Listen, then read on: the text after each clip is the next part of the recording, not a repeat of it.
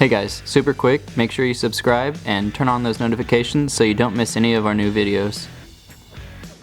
Hello everybody, welcome back to the St. Louis Car Museum. I'm Ian, and today we're featuring this 1970 Plymouth Superbird. This Superbird is finished in Tor-Red over black and silver interior. It has an automatic transmission, 41,000 miles on the odometer, and it's powered by a 440 Super Commando 6-pack V8 engine. Racing has always been the motivating factor in the sports and muscle car arena. Manufacturers have been competing against one another since the inception of the automobile. As time has gone by, racing organizations created rules, formulated, and restrictions implemented to balance competition for racing participants. One of the oldest and most successful of these American racing organizations is NASCAR, with inception in 1948.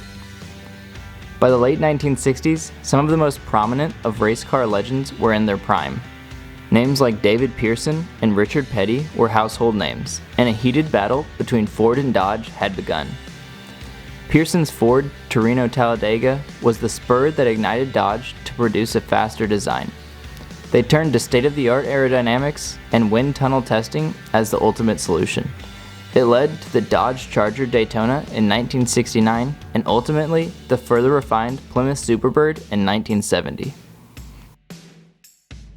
By this time, NASCAR required certain eligibility requirements to include at least one production example for every 2 dealerships that existed in the country.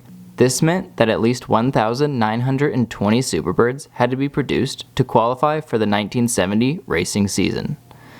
Fitted with a huge rear wing, pointed nose cone with retractable headlights, and rear-facing front fender scoops for reduced wheel well air pressure and aid tire clearance, it made for quite a potential high-speed contender.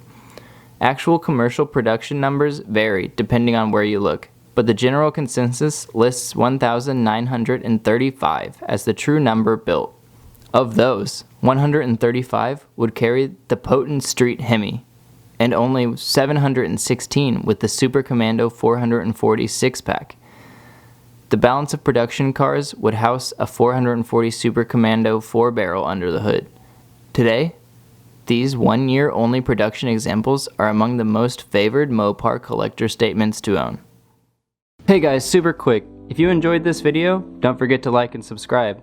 And if you like rare cars, you're gonna love the rest of our social medias too. So give those a follow, and I'll see you next time.